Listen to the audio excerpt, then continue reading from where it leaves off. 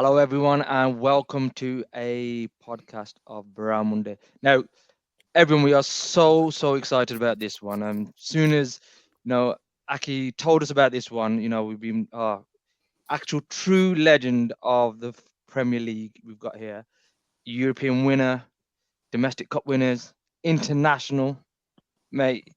You name it, he's there. Emile Heskey, welcome. Thank you for having me. No worries, man. Like I said, all pleasure, all ours. Now, Emil, and a tradition on this podcast, what we normally always do when we get a guest coming on, it's obviously a football podcast, we always like to ask, who's your team? I know it could change sometimes, but let's go from who's your team from, when you was younger? The team from when I was younger was Liverpool, but obviously once I joined Leicester at 9, I kind of followed both, if that makes sense. Obviously, joining Leicester at 9 as a kid, going and watching Leicester regularly because you get tickets because you're part of the club, and then but still supporting Liverpool because John Barnes was my favourite player. Wow. Oh, So when Leicester and Liverpool play, who are you supporting? I sit on the fence. I sit half and half scarf. Yeah. They sell them outside the ground, so it's all good. Are you picking them up as you walk in? Yeah. That's amazing. Brilliant. Emil, so just taking it back, we started from your childhood here. And from what I understand, obviously you got Antiguan roots. Mm-hmm. Just ask, was you born and bred England? Was you born over there? Yeah. Okay, so you're from there. How did your background play an influence in your career or just your life in general? Well, it's positive because obviously my parents came here when they came to England when they were 10 from Antigua. My mum's actually from Barbuda, so the sister in Ireland, and they both met in Leicester. But yeah, my background was was basically Caribbean. So I from as young as I can remember, probably from the age of 1, I was going back to the Caribbean for holidays, and my upbringing was based around their culture. So the food was a staple Caribbean food. Don't get me wrong, we were in England, so we would eat your typical English diet as well. But generally, mine was stapled around the Caribbean diet and church, which is really, really big in the Caribbean. In the Caribbean ethics is church. My mum and dad are 7-day Adventists, so 7-day Adventist is Saturday's worship. But I was Pentecostal and Methodist, which was literally around the corner from where I lived, why we worshipped on Sunday. So that was a deep rooted in our culture as well. So it was everything that we all knew. Well, yeah, similar to us guys, I suppose.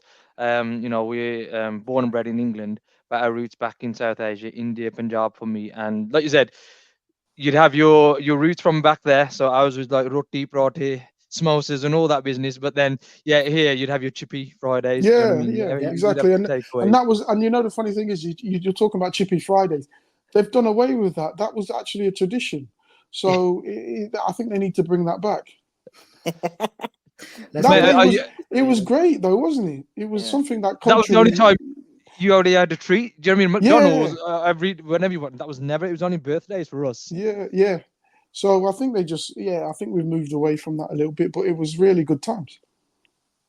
100%. Just to ask you then, football. How did that come about? Was it in the family? Was it something in the streets? How did you get into the football game? More in the streets than in the family. Yes, my dad played, but like local football.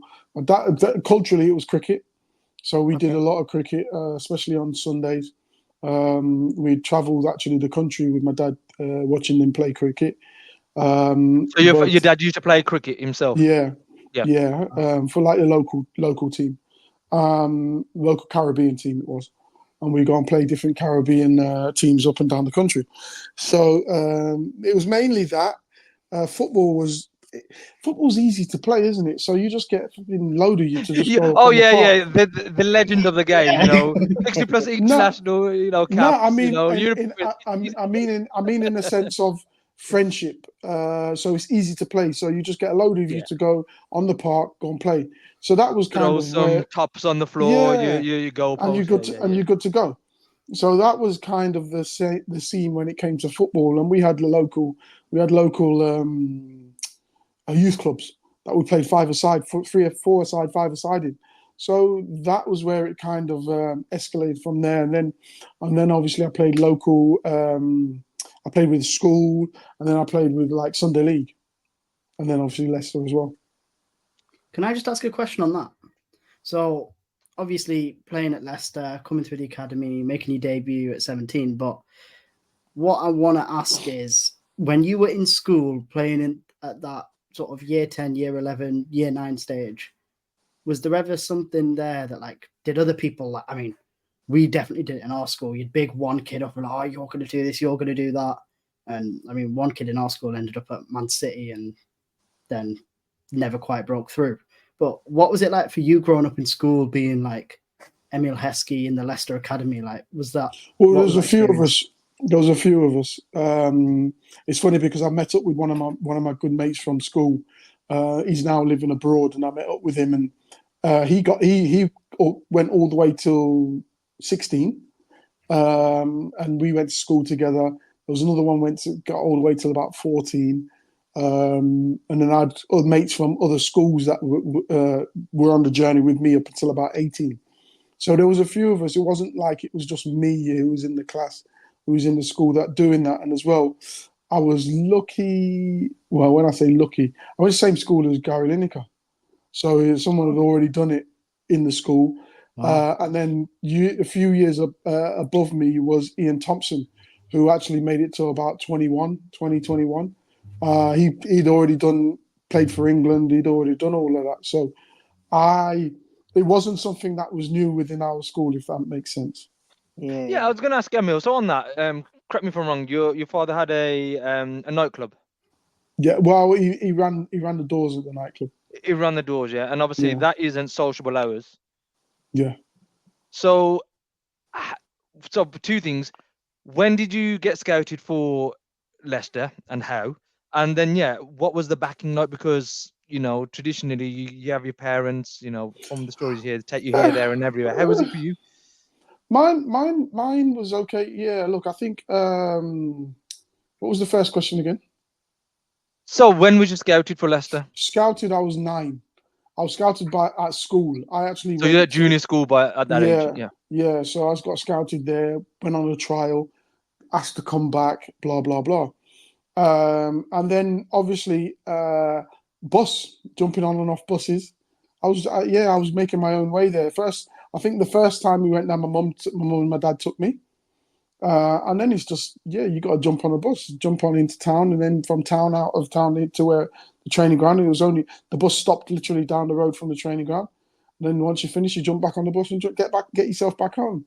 And then it changed a little bit because I started to have a couple of friends who weren't too far from where I lived who were doing the same thing.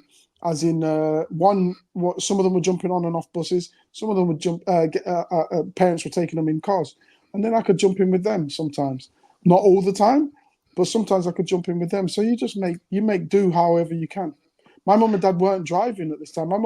It's funny because my mum only started to drive when I was probably around 20. My dad used to drive, but we didn't necessarily have a car all the time.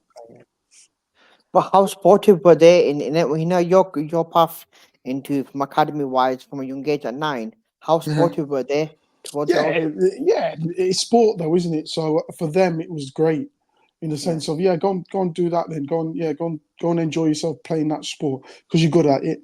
I used to do athletics as well, and I was good at that. But I chose the football route. So yeah, they were very supportive of that, especially when it comes to Sunday League as well. Football, they loved that side of it as well because it was enjoyable for them to come and watch as well. No, superb. So you're scouted at 9 years of age, Mm-hmm. and you make your debut at 17. Yeah.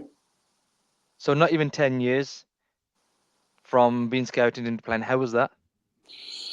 It was just a journey. It was just a wonderful journey that you're. And the thing is, you never think of these sort of things while you're there. You're just trying to enjoy your time. You got to remember when you're scouted at 9, there's probably about 50 of you training at a time, and then they slowly start to whittle it down. So after a time, you get to a kind of a squad of probably 14 players, 15 players. But yeah, it was just really good there, where you're just going to enjoy yourself and expressing yourself, learning skills. I had wonderful coaches. Neville Hamilton, who's sadly passed away, he was one of the best coaches for dribbling and skills. So we had them sort of coaches that we could go and express ourselves, learn while you're there, learn in an environment that's really, really good, and learning with good players around you. So, and then you take the next step, which is under 10s, under 11s, and you suddenly start to see people fall off, but you're still there. Because one, you've got this determination. You got to remember, I'm jumping on and off buses at 10, 11 years old, 12 years old, no parents with me. Parents didn't pick me up. I've got to make sure I get home. There's a few of us doing it, but yeah, that drive and that determination. Sometimes riding a bike there, taking half an hour to ride a bike there, stuff like that. So having that determination, that drive, that will to actually keep going and keep going, because you just have a love for it. And then you get to like an under 14s where, wow, it's actually getting serious now. Under 15s, it's getting 15s. Under 15s, I'm playing under 18s football. I'm playing regularly I'm 15-year-old playing regular 18s football. And not just playing regular 18s football, being one of the main players there as well. So it kind of just got even bigger and bigger. So you come across to me as a character that, like you said, you was determined, you was doing it, so you had the support of your family, but it, correct me if I'm wrong, it just doesn't seem to phase you. I mean, having watched you in your career, you never look like somebody who would get phased. So whether you was a 15 playing at 18 under 18s, and like I said, 17 making your debut for the full team, what was that feeling like? How was you feeling at that time? I didn't have any feelings. It was all it was all the next step for me. So at 12 and 13, I'm playing with adults anyway, at the youth club. So when it comes to being able to hold your own, back then, if you cried or whinged, you wouldn't get back on the pitch. They wouldn't allow you back on the pitch. So you had to be tough, and that tough love kind of built you for what you have going forward. In the sense of me playing under 18s at 14, I was playing with under 18s anyway, with like Boys Brigade and all these different things that we were doing, and I was fine with that. Yes, I might not be physically ready for that, but they weren't going to catch me when it comes to speed. So you mentioned physically ready, not ready, but you're like how tall you are. You're quite tall as well. That physical side to it, did that help you out playing with obviously like the under 18 and stuff? Yeah, I was a big lad.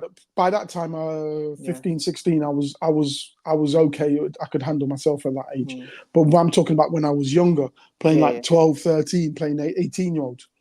You can't win. You're not supposed to moan. You just go out and do it. You go and you figure it out. You figure a lot of things out while you're actually doing these things. But by the time I'd got with the 18s, I was physically ready for the 18s football. By the time I was actually of the age where I'm supposed to be with the 18, so 16, you do 16, 17, you do 2 years, basically, 16 to 18. And that's under 18s football. You leave school at 16 and then you join under 18s football. By that time I'd left school, I'd outgrown under 18s football, to be honest. I was ready for adults football. I was ready for either the reserves or first team. I played the first team game that pre-season when I left school. I was 16. I got injured though. And then I went back with the under 18s. And by that time, I was physically ready, mentally ready for men's football. But because I was still a kid, it put me back with the under 18s. And I'd surpassed all that already. Emile, just before I ask the next question, which I was going to ask you, obviously you're talking about your mentality, you're talking about physical as well, and obviously just what you said about your dad being on the doors. Did that was there anything you got from your dad? Obviously your genetics and things like that, but was there anything else? Him being on that's not an easy gig. You have to be a certain mental, Yeah, look, way of I doing that. think DNA wise, I've taken a lot from my dad. Mental strength, probably yes. I don't know anything about the doors, so I don't know how it was But when like you said, he. being tough, having to, stand in your ground, not Yeah, not look, being that's bullied, but that being that that. strong-minded. Yeah, And yeah, I think that goes without saying. I think. was that something Uh, your dad kind of drummed into you, Emil? You're no, going, be like this or not? no, no, no, Or no, no, no, no? no, no, no, no. Was it something that you just I subconsciously think saw of him I think and yeah, you picked it up? I think that, and plus upbringing. You got to Mm. remember, I'm 46 now. I'm born in 78. So the atmosphere and what you had to go through on a daily basis really shapes you into what you are going to be and how you're going to be. Mm-hmm. Now, walking down the street and being aware of what your surroundings are, Yeah, yeah, that yeah. is a given. You have to be like that. So going onto a football pitch and being kicked all over the place, it is what it is. But know that I'm going to give it back to you as well. So I Yeah, think that sort of thing it goes with the upbringing. My kids have a totally different upbringing to what I had, and how do you install that? They've got it anyway because I've had it. I've been through it. So what I've been through, what my dad's been through, I have it in my DNA. What I am I gonna. I was gonna say I'm gonna bring up on the boys in a minute. So yeah. hold that thought Can I definitely just because jump in I am before I intrigued. forget my question? Yeah. Yeah. So, Emile, obviously, you mentioned there that you finished school at 16. You were in a preseason friendly for the first team. Mhm. Now, typically in an Asian household, you finish school, it's go to college, do your A levels, do your university. Like, what was it the same for you? Like leaving school or? No, academically I wasn't great. I wouldn't say I was bad, but I wasn't great. My mindset was on playing football. And my family, academically, my dad probably wasn't great either. They didn't have that. My mum was worked in the hosiery factory. My dad worked on the doors, but then worked in the Rover Land factory. I don't know factory. if it Yeah, was yeah. Land Rover. It must have been Land Rover. I But think they, I think it was the Rover factory. Yeah, yeah, yeah, yeah. yeah, so he worked Yeah. in there as a welder. So again, for us, it was like go and work hard, and that was part of me. If I'm going to go down that route, go and work hard in that route. If you're not going to go down that route, you got to earn money. You're coming with us. So at 16, I probably wouldn't have extended school. I would have probably just gone and worked with my dad or someone like that. I don't know, but Interesting. again, I was a footballer, so in my eyes, I was either going to be a footballer or an athlete or do athletics. It was So either yeah, or. you kind of like you said, you planned it out. You kind of knew which way he was Mm. going to go. I mean, yeah, talking about your mentality and the way you are as a player, Martin O'Neill once said that your unselfish style of play kept Leicester up in the Premier League. Mhm. I mean, do you think that style could be, as effective today, or has football evolved? I think it could be effective in any day. Mm. The reality is you do need players like that, regardless of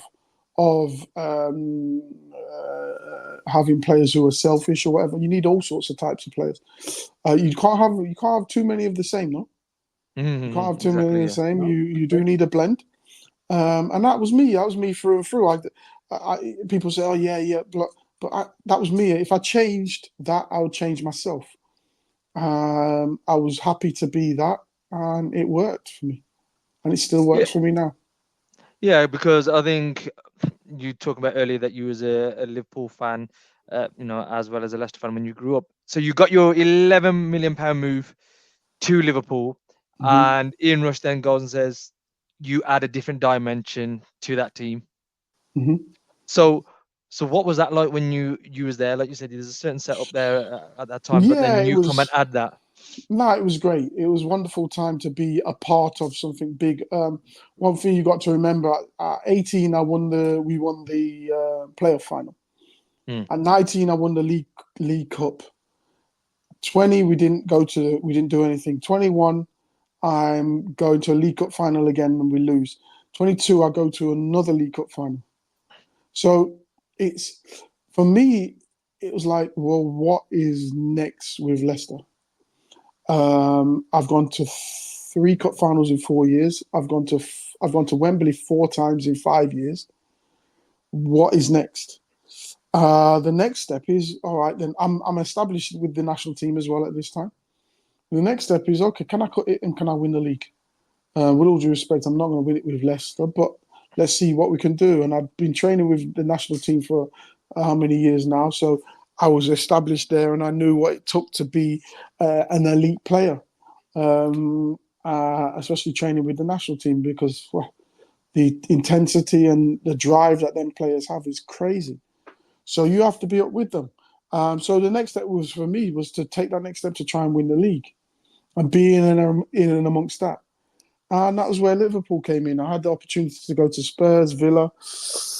I think Chelsea was snooping around, but I think they chose Hasselbank at the time. So yeah, I chose to go to Liverpool.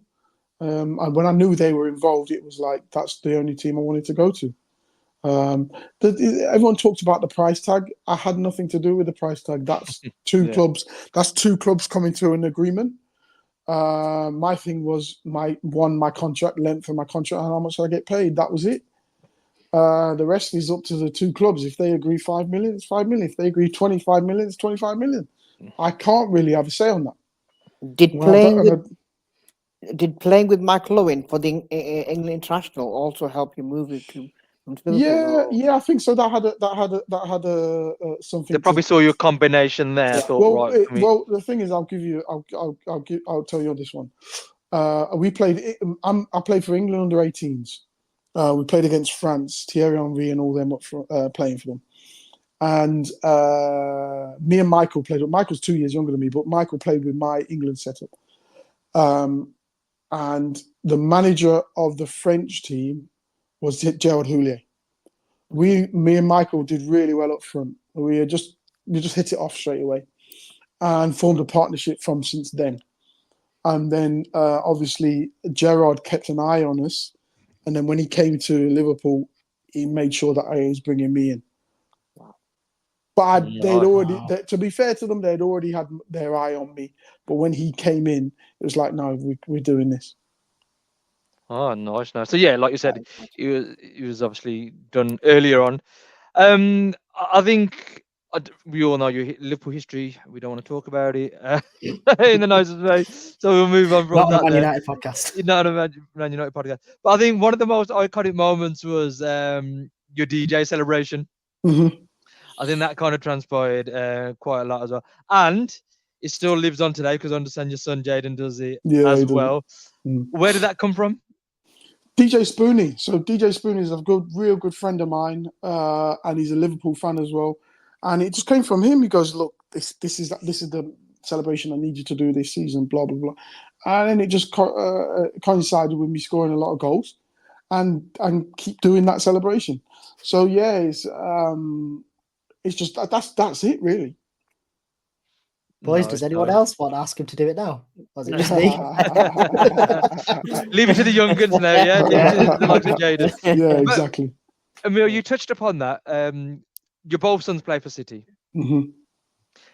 And look, you're like we've mentioned, you're very successful. You've obviously come from a background where your parents came from Antigua, they're settled, and like you said, your dad was working on the doors, you didn't have a car, etc. So you was going to the bus, and it made you hungry. You knew you had to fend for yourself. Whereas I'm assuming it was different for you boys, like you said. Mm-hmm. No doubt, we're all guilty. I know I am, and you kids get what you never had because you think, well, I never had that. Let's get them. But what we normally find out of that hunger isn't always there. Then you don't get that hunger. So no doubt, your boys, you are their father, so they've got the talent, the physically DNA, so they've got all that.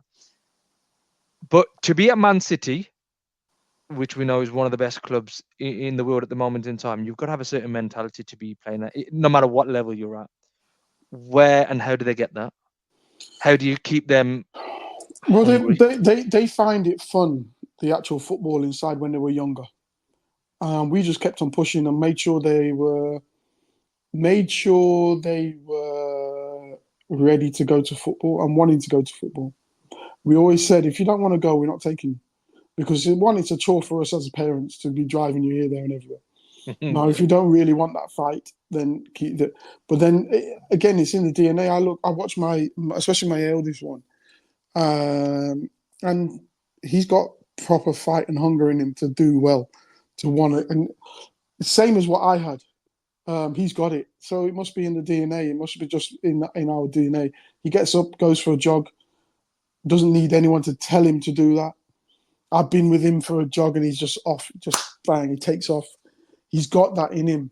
The younger ones a little bit need to be pushed a little bit more, but they've got it in them, and they've got the talent in them.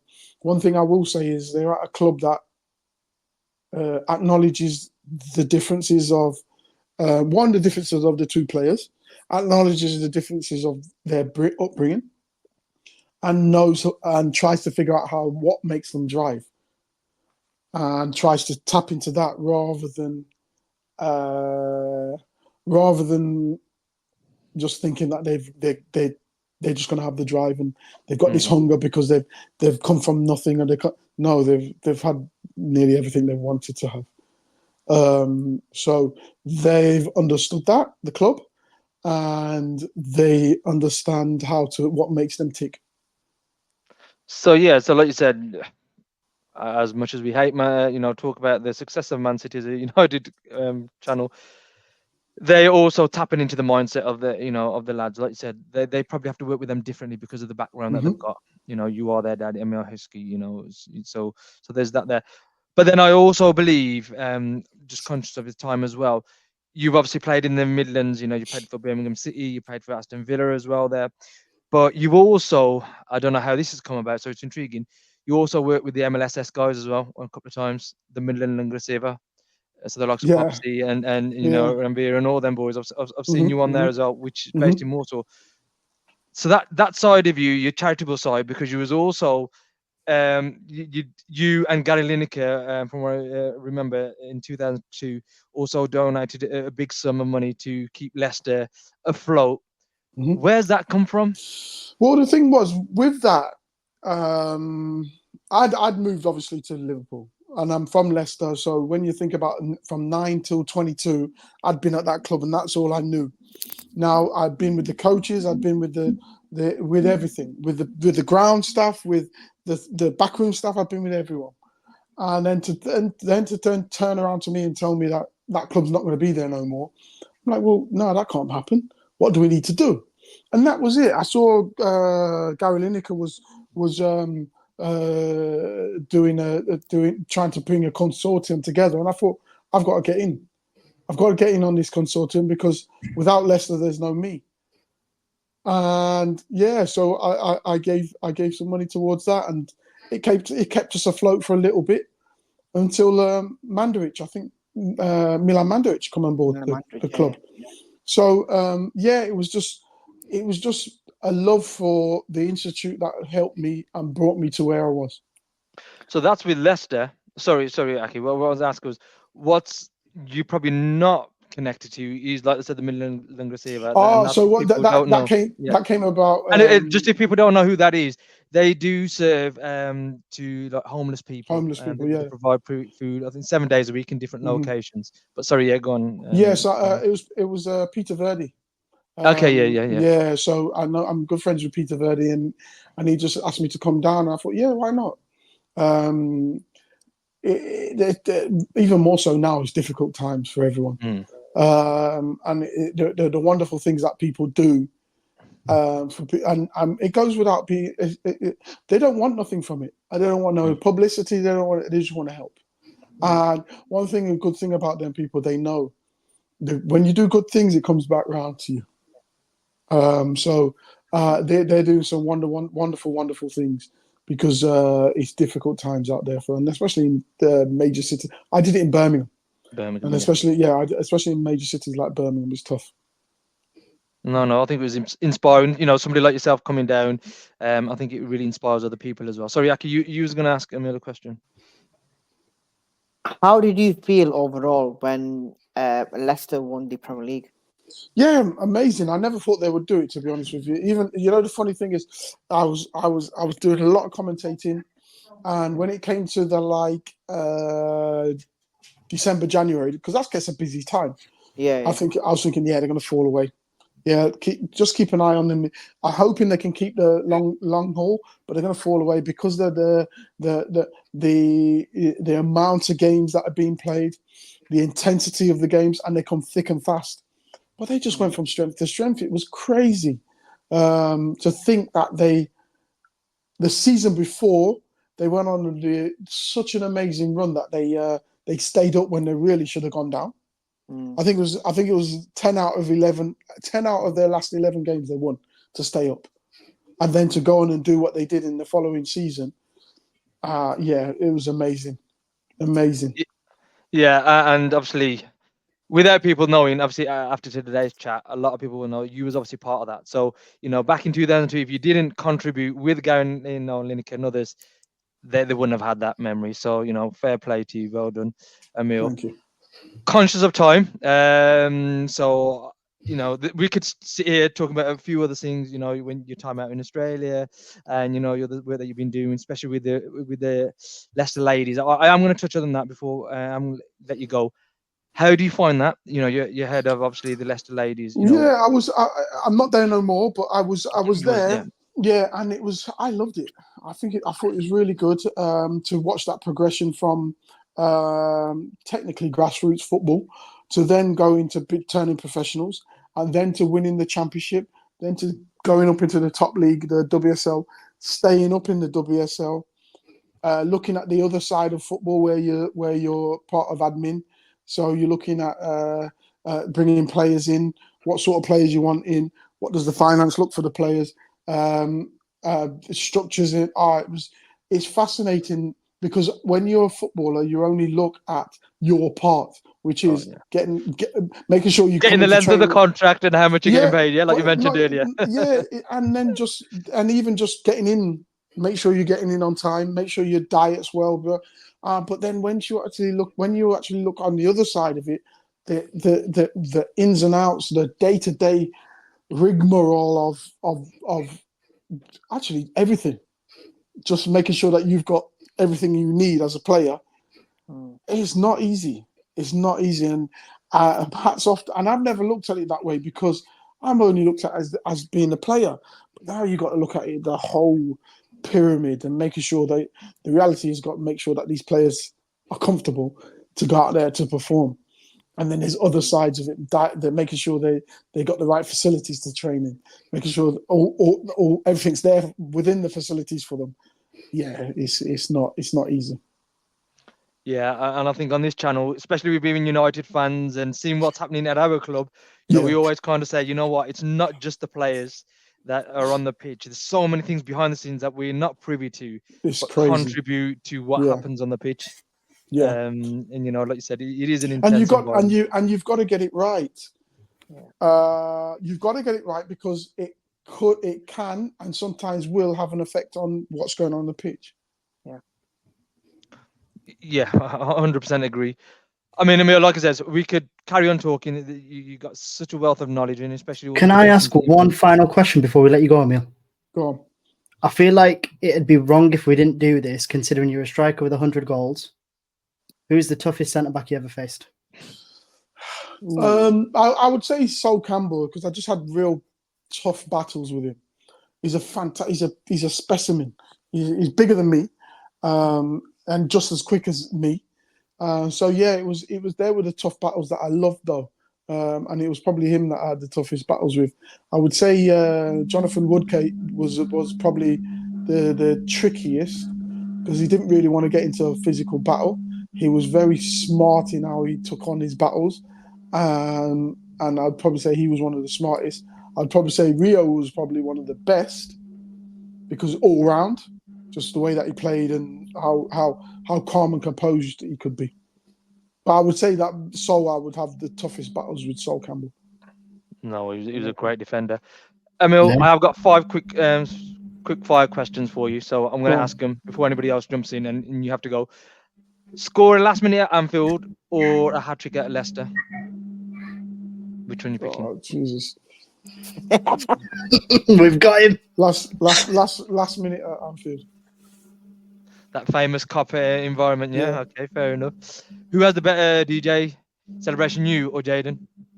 Oh, I'm the original, isn't I? The OG.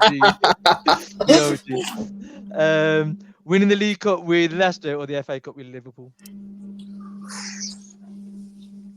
You know what? It's a difficult one, but I'll probably say FA Cup because the reason behind the FA Cup is because that's the one everyone used to watch on television as a kid. Yeah. So it's the one that everyone wants to win. And yeah, I think that was the one. That was one. Okay, 2 more. O'Neill or Gerard Houllier? Who's the better motivator? But better motivator. Motivator. I'd probably say Martin. Yeah. Say Martin. Yeah, He he was looks like fantastic. he looks like the type, yeah. And the final question then. Which one did you celebrate more? Leicester winning the league or Liverpool? Both.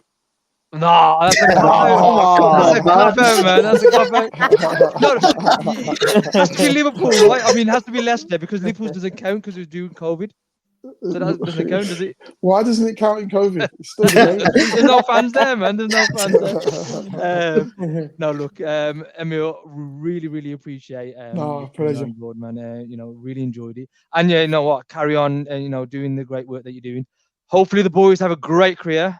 Hopefully, at different clubs where they'll smash it. So, Man City, But no, again, thank you for coming on and really appreciate it, Emile. No worries. Appreciate it. No problem. Take care. Cheers.